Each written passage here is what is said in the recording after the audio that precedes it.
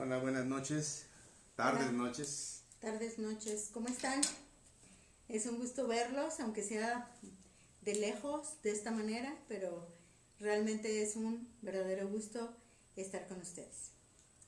¿Cómo están, iglesia, semilla de vida, familia?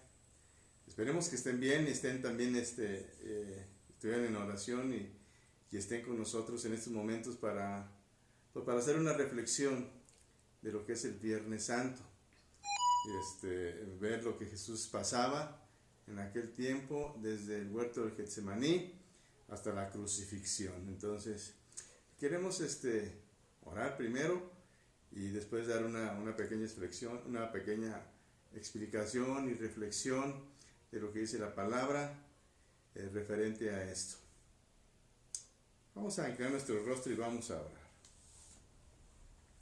Padre, te damos gracias, Señor, en esta tarde noche venimos ante ti Sí, para que tú nos des, Señor, también palabras para poder explicar, Señor, y poner ejemplos de este día de viernes, Señor Santo, donde tú hace más de 2000 años moriste por cada uno de nosotros en esa cruz del Calvario, Señor, para perdón de los pecados. Gracias te damos, Padre, porque sabemos que tú desde lo alto lo estás escuchando y nos estás viendo, así como a toda la iglesia. sí, sí. Todo eso lo ponemos en tus manos, en el poderoso nombre de Cristo Jesús. Amén. Amén. Amén. Muy bien, entonces vamos a empezar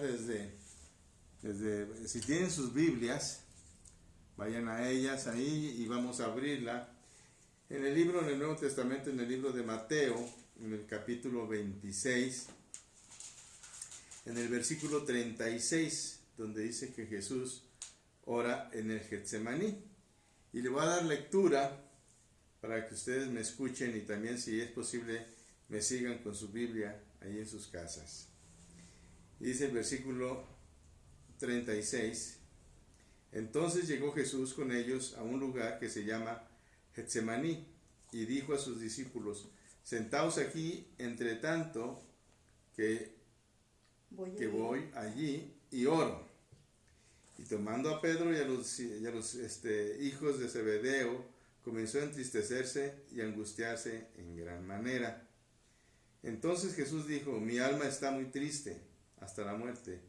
Quedaos aquí y velad conmigo. Quiero hacer aquí una pausa y comentar esto que estaba diciendo Jesús, que su alma estaba triste hasta la muerte. En el Evangelio también de San Lucas, ¿verdad? Dice la palabra ahí que él estaba angustiado hasta la muerte, ¿verdad? Entonces, si quieren verlo o si no más, vamos a comentarlo y vamos a decir por qué estaba angustiado y por qué es lo que pasaba, ¿verdad? Y Jesús obviamente sabía lo que iba a suceder el otro día, el día siguiente. Entonces él estaba orando en el huerto del Getsemaní y Pedro y sus discípulos estaban ahí, pero se quedaban dormidos. Entonces Jesús obviamente estaba solo orando a su Padre y le decía que él estaba angustiado hasta la muerte, que su alma estaba angustiada hasta la muerte. Y en el Evangelio de Lucas dice que estaba angustiado hasta la muerte y cuando estaba orando, que él sudaba gotas de agua con sangre que caían de su rostro. Y eso es por una angustia extrema.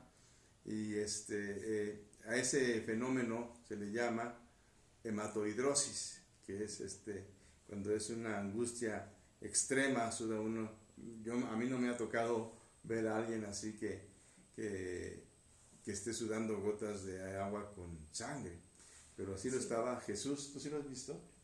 No, nunca lo he visto, pero yo creo que Jesús en este tiempo de tanta tristeza no tenía un temor carnal o un temor humano, sino que él sabía que en poco tiempo él tenía que beber lo que era la ira divina. O sea, él sabía que iba a ofrendar su vida por sacrificio a nosotros, pero sabía lo que eso implicaba. Entonces su tristeza y su temor era más que hacia nosotros, yo siento que era más hacia su Padre. Porque Bueno. iba a estar, de alguna manera, lo vamos a ver más adelante, iba a estar separado de su Padre, ¿verdad? Sí. Entonces yo no he visto a alguien que esté angustiado de tal manera o a tal grado, ¿verdad? Que sude gotas de agua con sangre, como dice la palabra que lo estaba haciendo Jesús.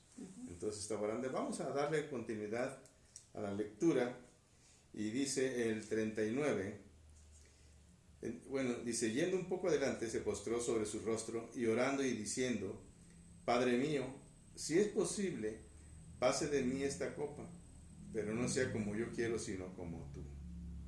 Vino luego sus discípulos y los halló durmiendo y dijo a Pedro, ¿así que no habéis podido velar conmigo una hora? Sabemos que en la noche pues a todos nos da sueño, pero a veces también nosotros nos quedamos dormidos y a veces no podemos orar mucho tiempo.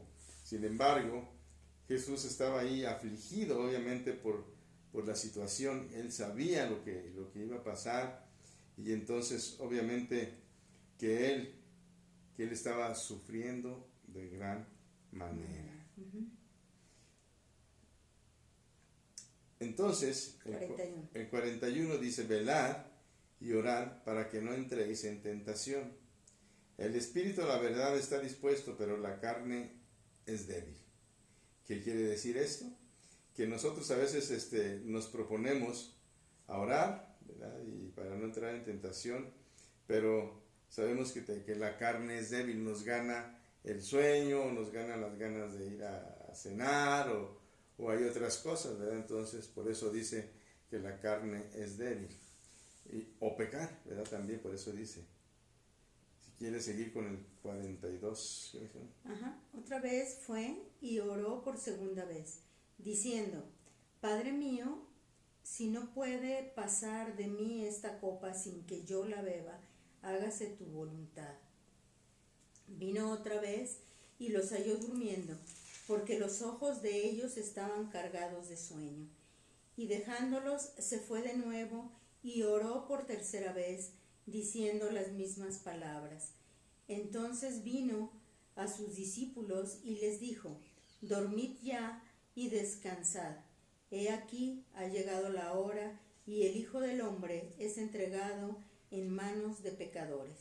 Levantaos, vamos, ved, se acerca el que me entrega.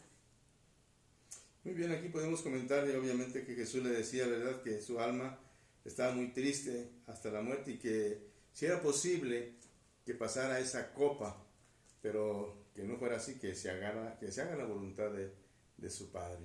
Entonces, obviamente él estaba pasando un momento muy angustiante y le decía a su Padre, si es posible que pase este mal rato, obviamente esa situación, ese tiempo, pero él sabía que tenía que pasar y para eso iba, ¿verdad? Y él sabía, y entonces por eso le dijo que se haga su voluntad y no la de él.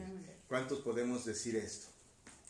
No, pues es difícil porque a veces no aceptamos la voluntad de Dios y sabemos que la voluntad de Dios y que los pensamientos de Dios para nosotros, los que creemos en el Señor, son buenos, son agradables y son perfectos, pero aún así es difícil, sobre todo cuando estamos pasando situaciones difíciles o dolorosas o pruebas, decir, hágase tu voluntad. Entonces preferimos así como, Señor, que no pase, que no pase. Y nos queremos quedar en, pasa de mí esta copa. Porque normalmente queremos hacer nuestra voluntad y no la voluntad de Dios, ¿verdad? Lo que nos conviene, lo que nos haga falta, no sé, en ciertos aspectos, en ciertos momentos, ya sean económicos, ya sean placenteros, ya sean de otras cosas. Entonces, por eso queremos hacer que se haga nuestra voluntad. Y muchas veces no queremos hacer la voluntad de Dios, aunque Él nos manda a hacer su voluntad, como lo dice en el Padre Nuestro, en la oración que nos enseñó. Vamos a seguir adelante y leer que es el arresto de Jesús.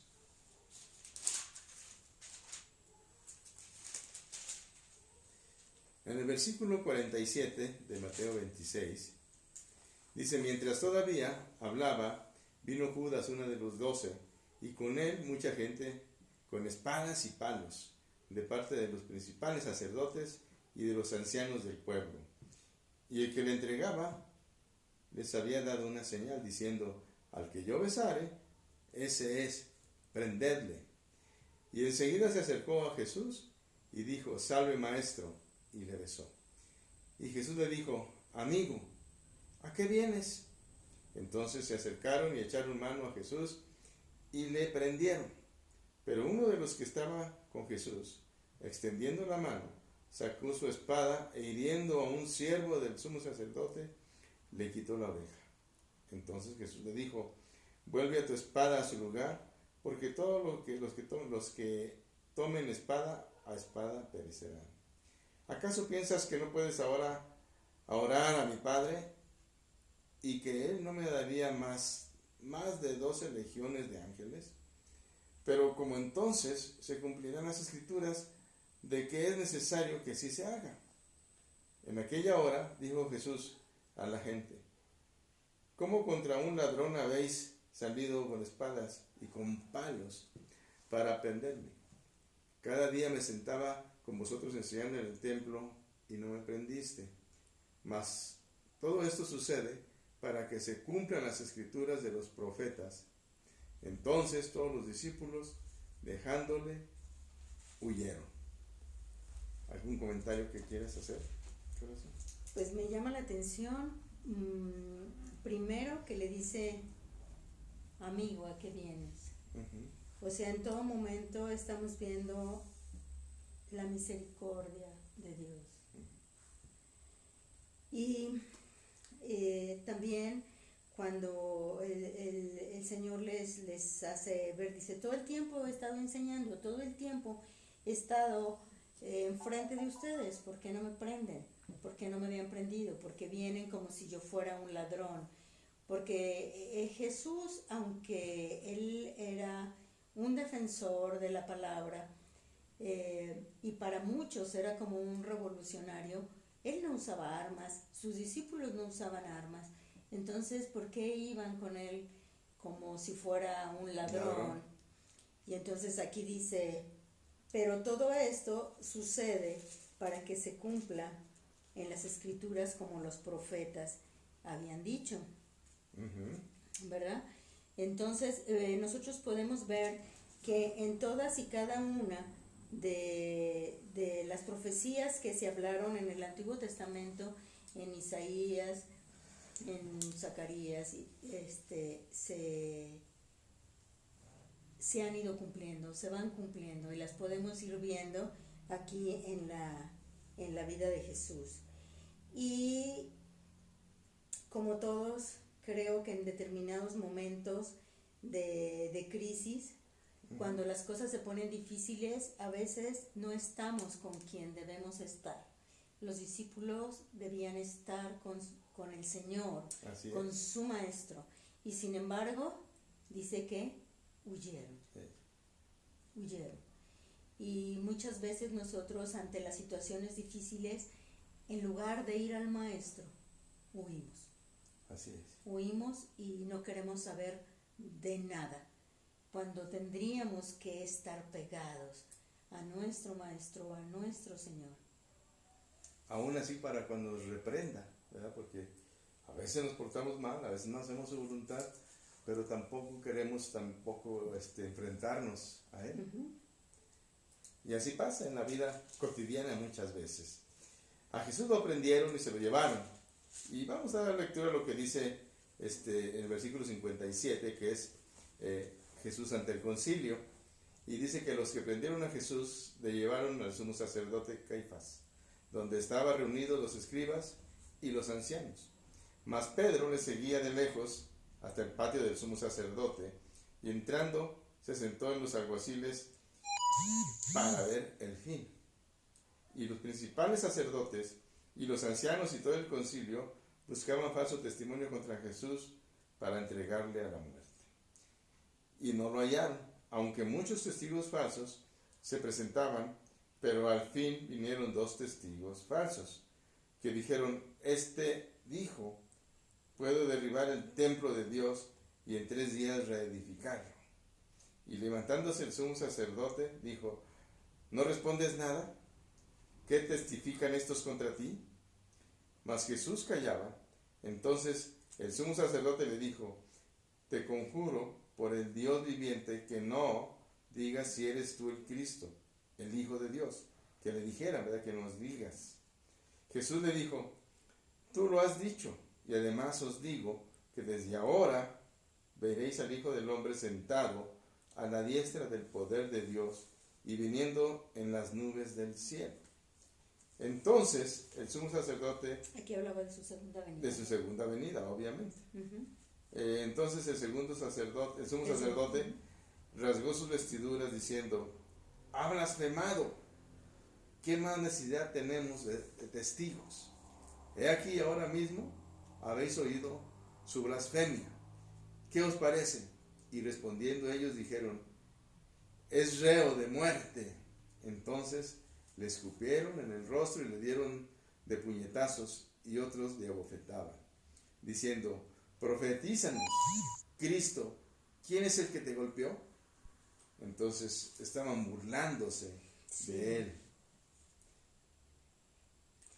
Y como tuvieron que llevar testigos falsos porque no encontraban quien hablara mal de Jesús, al menos entre los que estaban ahí, entonces tuvieron que llevar esos testigos falsos. Y a veces nosotros nos encontramos en las mismas circunstancias por quedar bien con alguien, a veces nada más observamos o aceptamos cuando alguien está dando un falso testimonio o sabemos que miente y no defendemos a la persona por temor. Pedro guardaba silencio, estaba sentado con los alguaciles y lo único que estaba esperando era ver el fin, ¿verdad? Ver lo que iba a pasar. Sí, de hecho estaba ahí Pedro, donde lo vamos a leer enseguida, y es cuando niega a Jesús 3 veces, ¿verdad? Uh-huh. Y dice, Pedro estaba sentado afuera en el patio y se le acercó una criada diciendo, tú también estabas con Jesús el Galileo. Mas él negó delante de todos diciendo, no sé lo que dices. Saliendo él a la puerta, le vio otra persona y dijo a los que estaban allí, también este estaba con Jesús el Nazareno. Pero él negó otra vez con juramento, no conozco a el hombre. Un poco después, acercándose, los que por allí estaban dijeron a Pedro, verdaderamente también tú eres de ellos, porque aún tu manera de hablar te descubre. Entonces él comenzó a maldecir y a jurar, no conozco al hombre, y enseguida cantó el gallo. Y esto obviamente nos recuerda que había unas palabras antes, en el 75 dice, entonces Pedro se acordó de las palabras de Jesús que le había dicho, antes que cante el gallo, me negarás 3 veces. Y saliendo afuera, lloró amargamente. ¿Por qué lloraría Pedro? Pues porque se daba cuenta que, primero, que lo que Jesús le acababa de decir se había cumplido. ¿Era verdad? Y que era verdad. Y se dio cuenta de su debilidad, porque realmente él amaba a Jesús. ¿Y cuántos muchas veces de nosotros decimos que lo amamos, verdad? Y a veces lo negamos. A lo mejor no con voz audible, pero con actitudes y con hechos podemos nosotros negar a Jesús. Ajá, y podemos empezar a mostrarnos como hizo Pedro, para que no crean que soy de ellos. Y empezó a maldecir, y empezó a lo mejor a gritar o a hacer aspavientos, o yo no sé, él quería convencerlos. Y muchas veces cuando alguien viene contra nosotros o alguien nos empieza a atacar o empieza a decir, ay sí, tú eres muy cristianito, tú que crees, tú que confías, empezamos a comportarnos como los demás para tratar de convencerlos. No, no es cierto, no soy de ellos, no soy de ellos. Así es. Y a veces nosotros nos convertimos en Pedros que niegan al Señor. Cristianos light, ¿verdad? Que O de la decimos que secreta. sí. O de la secreta, O de la exactamente. secreta. Entonces, nosotros a veces lo negamos, ¿verdad? Y no lo queremos reconocer delante de otras personas o familiares o qué sé yo, porque nos da vergüenza o no queremos que sepan que nosotros somos cristianos o seguidores de Cristo. Cuando Jesús llega ante Pilato, y le voy a dar lectura en el capítulo 27, dice: venida la mañana, todos los principales sacerdotes y los ancianos del pueblo entraron a un consejo contra Jesús para entregarle a muerte, y le llevaron atado y le entregaron a Poncio Pilatos, el gobernador. Entonces Judas, el que le había entregado, viendo que era condenado, devolvió arrepentido a las 30 piezas de plata a los principales sacerdotes y a los ancianos, diciendo: yo he pecado entregando sangre inocente. Mas ellos dijeron: ¿qué nos importa a nosotros? Allá tú. Y arrojando las piezas de plata en el templo, salió y fue y se ahorcó. Los principales sacerdotes, tomando las piezas de plata, dijeron: ¿no es lícito echarlas en el tesoro de las ofrendas? Porque es precio de sangre. ¿Por qué se ahorcaría Judas? Porque se sentía culpable, obviamente. Sí, pero no se arrepintió. No se arrepintió, efectivamente. Solamente sintió remordimiento de haber entregado a Jesús. Él, así como personas de hoy que hacen cosas que no son gratas a los ojos de Dios, ¿verdad? Y hacen cosas muy grandes, como secuestros, asesinatos y otras cosas, y luego se van y se suicidan, ¿verdad? Porque no se quieren arrepentir o porque dicen piensan que Dios no los puede perdonar. Porque piensan que su pecado o su maldad es tanta que Dios no los puede perdonar. Por eso es importante que nosotros hablemos de que Dios puede perdonar todo pecado. Así es. Porque hay personas que están sin esperanza en sus vidas. Y es importante que nosotros les hablemos que hay esperanza, que el Señor, si nos arrepentimos, perdona los pecados. Y hay mucha gente sufriendo con temor de qué va a pasar, de qué va a ser su futuro, porque sienten que han estado alejados de Dios, que han hecho cosas terribles. Pero Dios es un Dios de misericordia, es un Dios de amor, es un Dios bueno, es un Dios que está anhelando que nosotros vayamos a Él para bendecirnos, para limpiarnos, para transformarnos. Y eso es lo que Él hizo por nosotros en la cruz, ¿verdad? Sabemos que tú que nos estás viendo y escuchando, sabes que esto es verdad, que Dios perdona.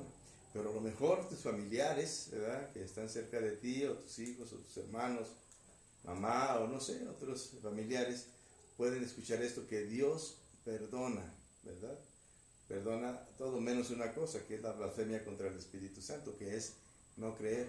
Pero de ahí más perdona todo lo demás. Entonces, Él es fiel y justo para perdonar nuestros pecados y limpiarnos de toda maldad. Vamos a seguir leyendo y te voy a pedir que sigas leyendo ahora. Pilato interroga a Jesús. Ajá.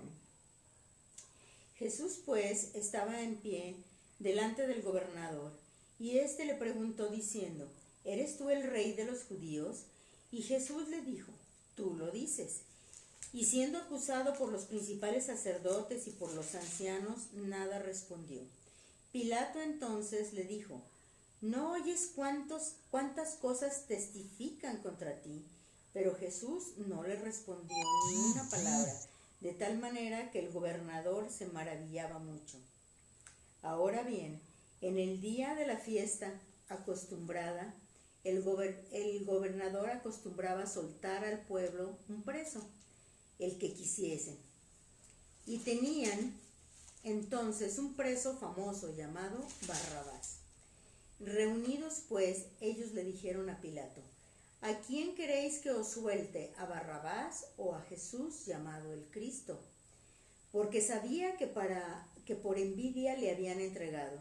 Y estando él sentado en el tribunal, su mujer le mandó decir: no tengas nada que ver con este justo. La mujer de Pilatos era la que estaba diciendo eso. Era sabia.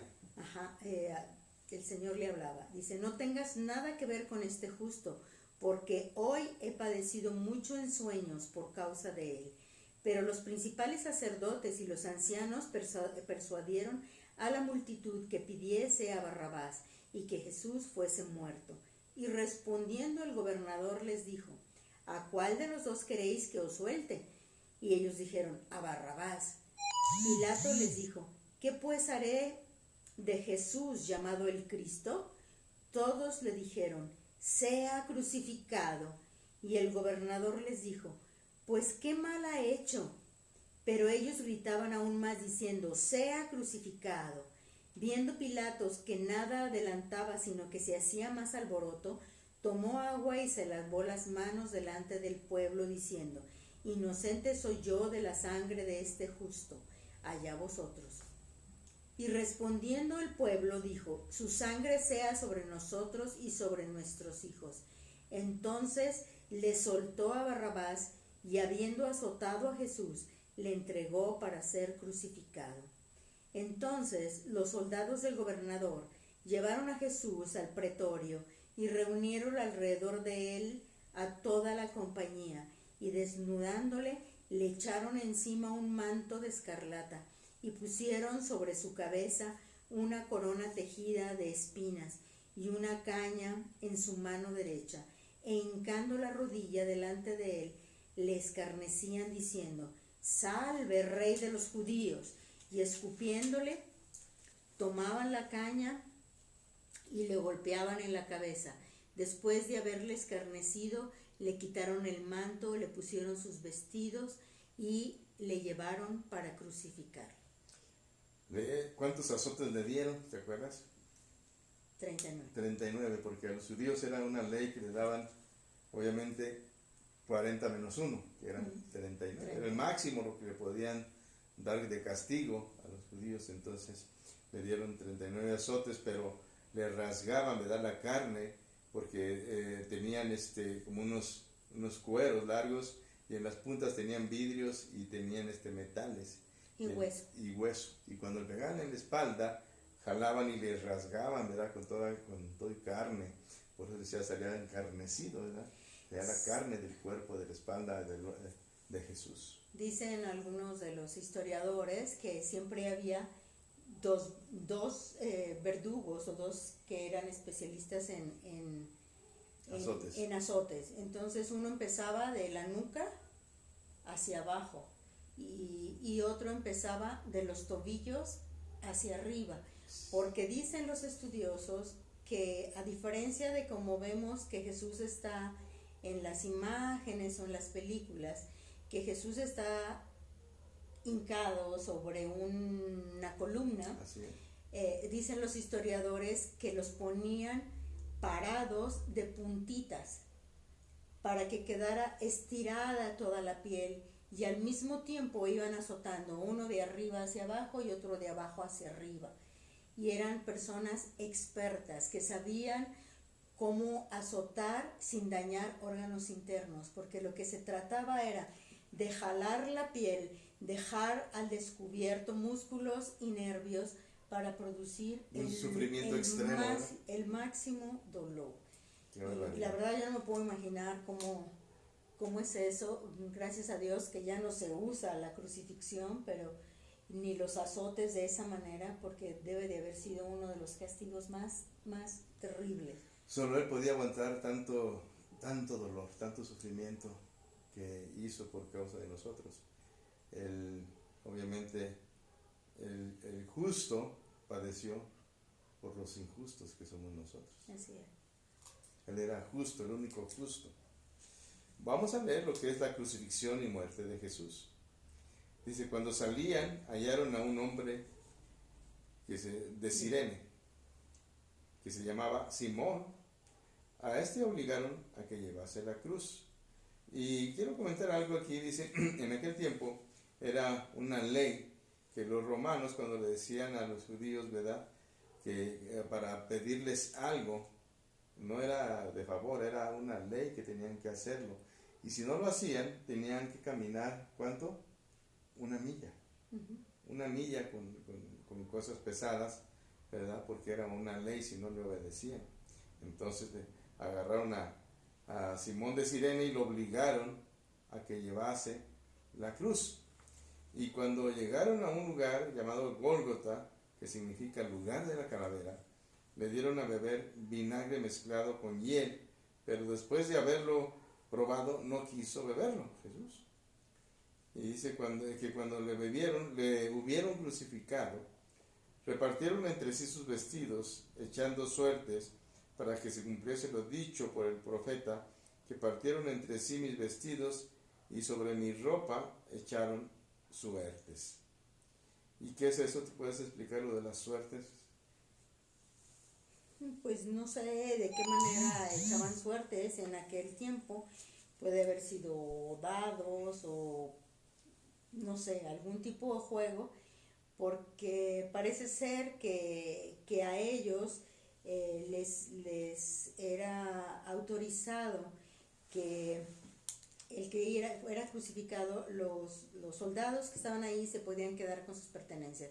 Pero realmente, pues, ¿cuáles eran las pertenencias de Jesús? Jesús era alguien pobre, que lo más que traía era, pues yo creo que lo que le habían quitado, el manto o la túnica, porque una de las cosas que se hacía al momento de la crucifixión era que lo desnudaban. Nosotros hemos visto a Jesús en imágenes,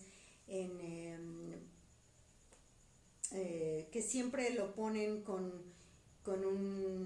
cubriendo sus partes íntimas, pero yo creo que realmente no fue así, porque la tradición dice que una de las primeras cosas que hacían era humillarlos públicamente al desnudarlos. Entonces debe de haber estado totalmente desnudo. Jesús después nos ponen siempre que era una cruz, vemos las cruces barnizaditas, puliditas, muy bonitas, pero yo creo que era un vil pedazo de madera, un tronco áspero, y Jesús debemos de recordar que ya había sido azotado, que traía una corona con espinas y que prácticamente no tenía piel. Entonces, estar sobre esa cruz debe de haber sido, aparte del dolor que tenía, un dolor todavía muchísimo mayor. También algo que sí quisiera yo explicar, en la crucifixión siempre vemos las imágenes de que les ponían clavos en las manos, pero realmente no era en las manos, se ponían en la muñeca, porque si se hubieran puesto en las manos no podían soportar el peso, se desgarraba. Entonces todos los huesos, al abrir aquí entre radio y cúbito y meter el clavo, todos los huesos de la muñeca sostenían el peso, y ponían pues un pedazo de madera, no sé cómo se llamará, en la parte de los pies. En la parte de los pies, para poder descansar los pies y ahí clavarles, porque si no ponían esa parte, al colgar todo el cuerpo, el peso del cuerpo hacía que hubiera una compresión torácica tan importante que venía asfixia, y entonces los crucificados mueren de deshidratación y de asfixia, y de obviamente un choque hipovolémico, toda la sangre que pierden por los azotes y por todo. Pero ponían esa tablita en los pies para prolongar el sufrimiento, porque así no estaban colgando y ellos hacían un esfuerzo para respirar, y se apoyaban en ese descanso o en esa tablita, aunque tenían los pies clavados, para tratar de levantarse, para tratar de respirar, dejar el aire. Y había algunos que aguantaban hasta 2 o 3 días.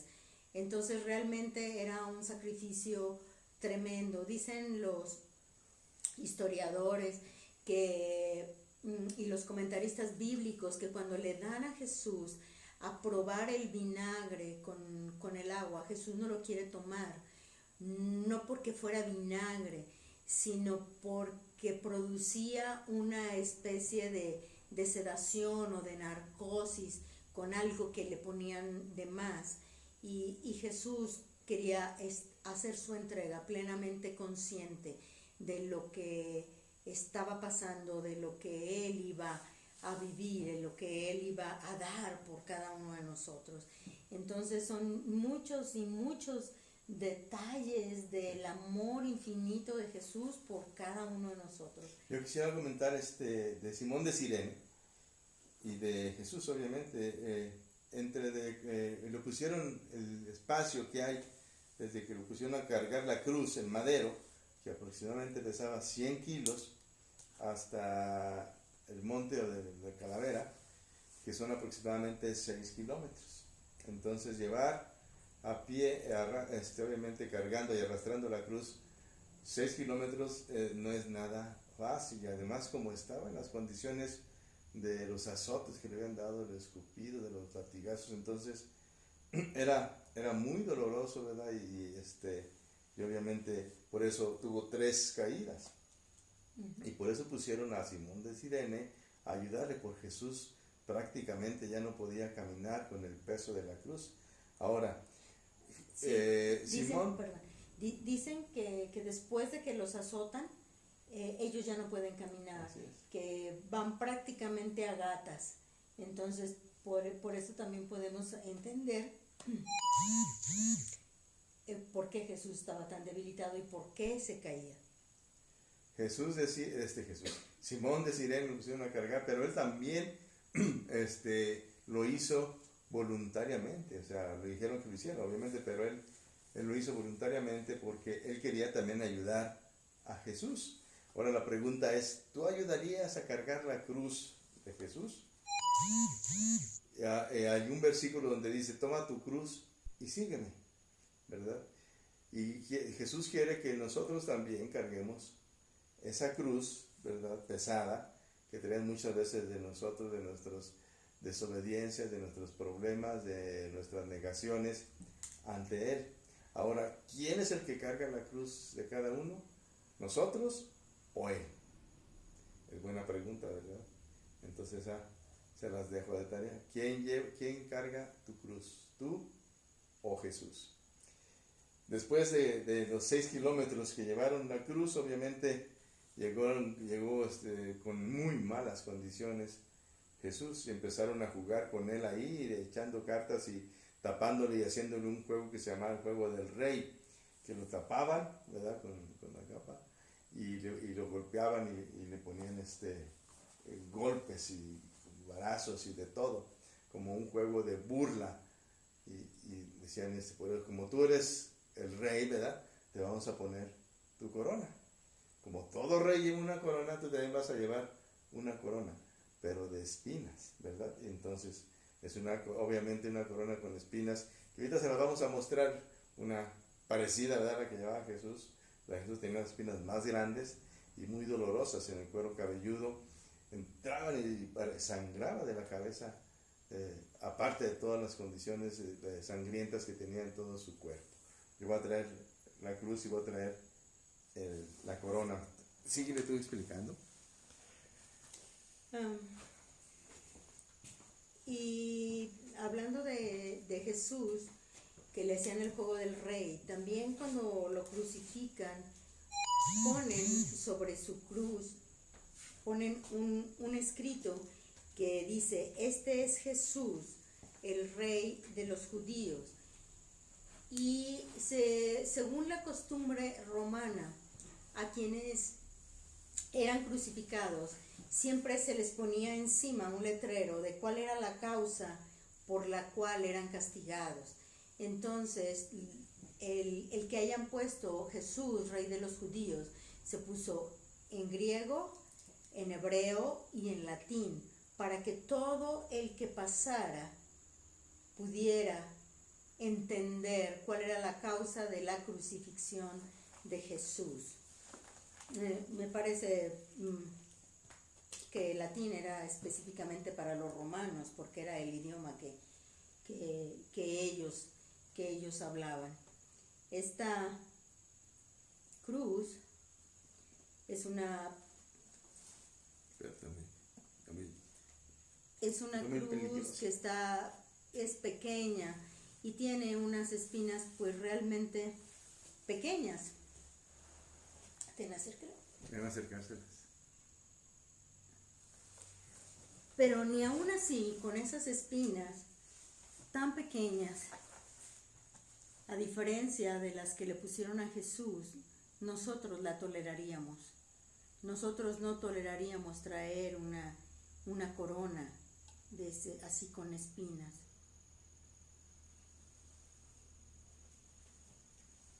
Y entonces, esa es la explicación de por qué ponían arriba Jesús, el rey de los judíos.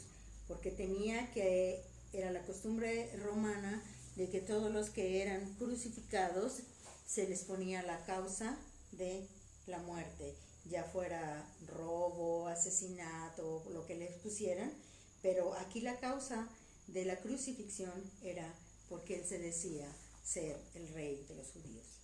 Ponían un letrero que decía, este es el rey de los judíos.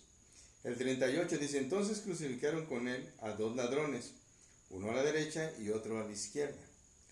Y los que pasaban me injuriaban, meneando la cabeza y diciendo, tú que derribas el templo y en 3 días lo reedificarás, sálvate a ti mismo, si eres hijo de Dios, desciende de la cruz.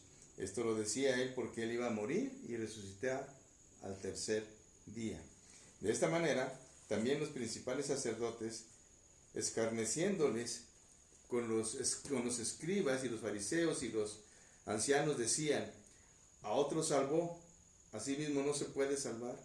Si es el rey de Israel, descienda ahora de la cruz y creeremos en él. Confío en Dios, líbrele ahora si le quiere, porque ha dicho, soy hijo de Dios. Lo mismo le injuriaban también los ladrones que estaban crucificados con él. Y desde la hora 6ª hubo tinieblas sobre toda la tierra hasta la hora 9ª. ¿Por qué la hora 6ª y por qué la hora 9ª? Porque allá en aquel tiempo empezaban a contar la hora desde las 6 de la mañana. Las 6 de la mañana era la primera hora, la 1, entonces,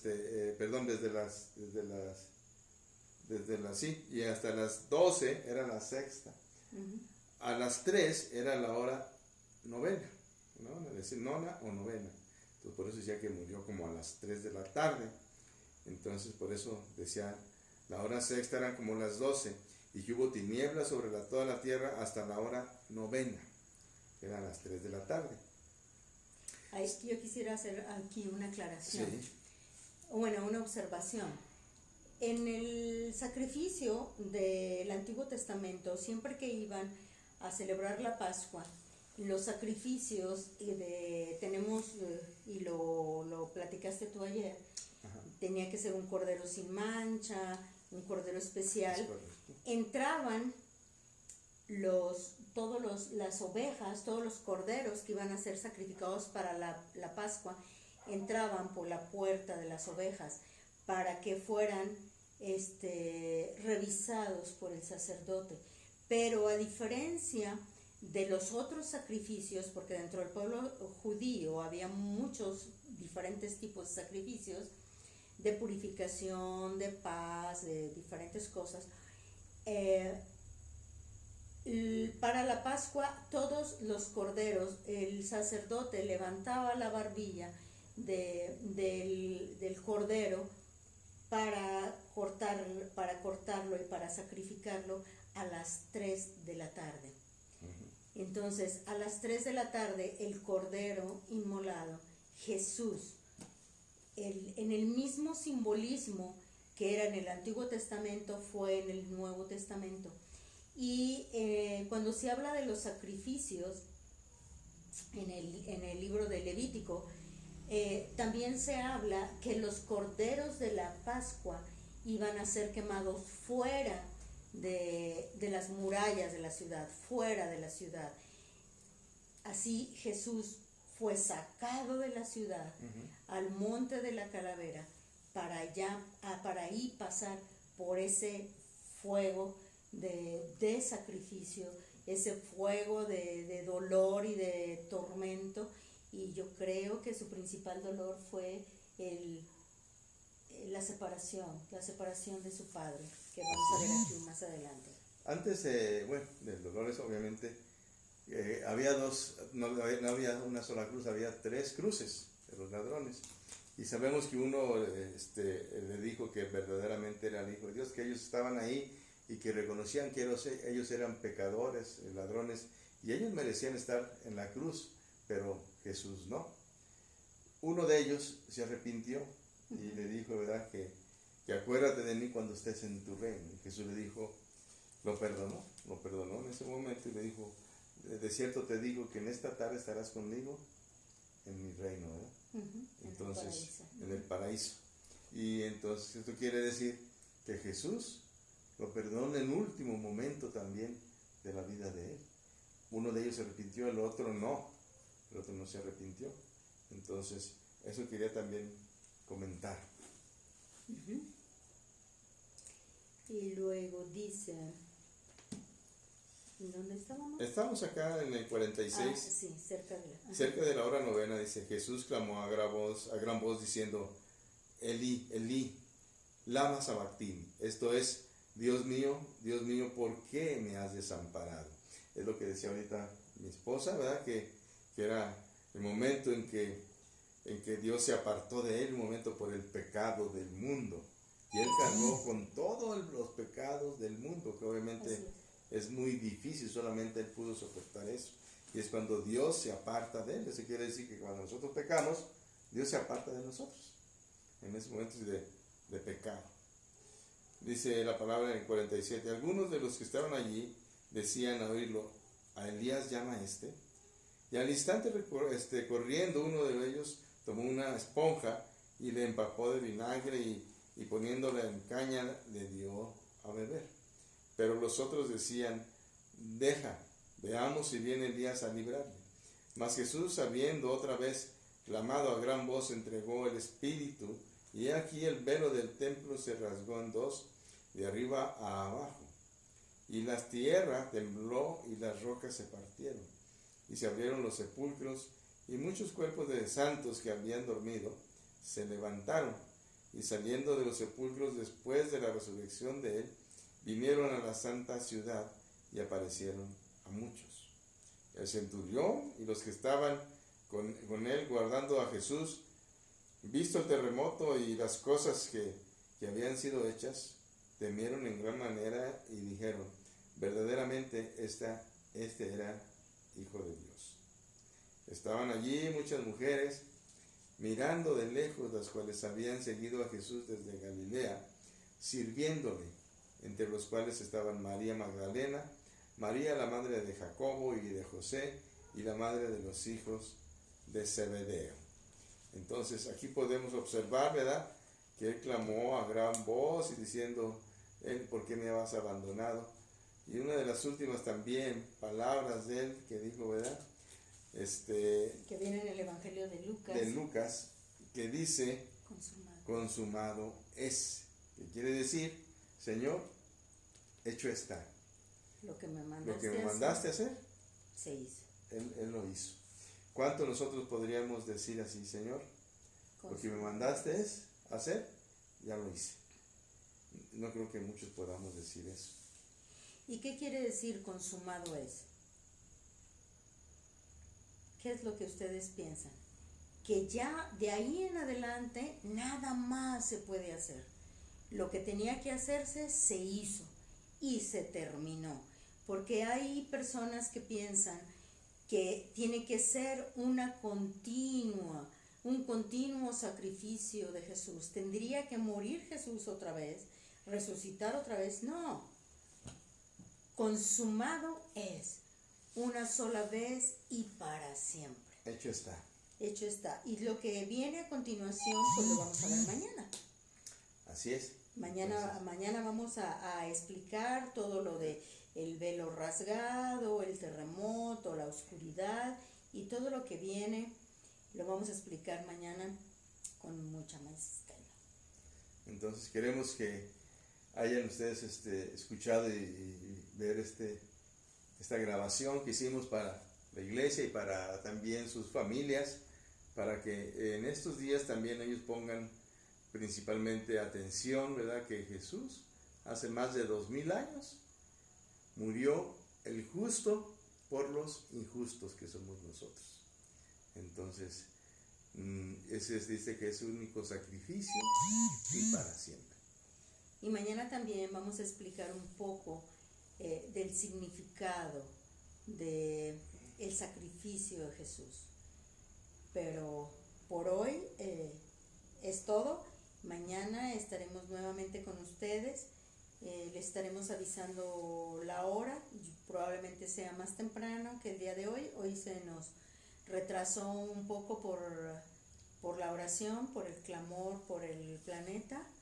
Y damos gracias a todos los que nos acompañaron en este tiempo de oración. Pudimos sentir el respaldo, pudimos sentir la presencia del Señor, de muchas voces uniéndonos al mismo tiempo en clamor, y también podemos sentir el agradecimiento y podemos sentir que el dolor del Señor tuvo un propósito, su pasión, su amor incondicional por nosotros que lo llevó a la cruz, que Él voluntariamente entregó su vida, tiene grandes propósitos.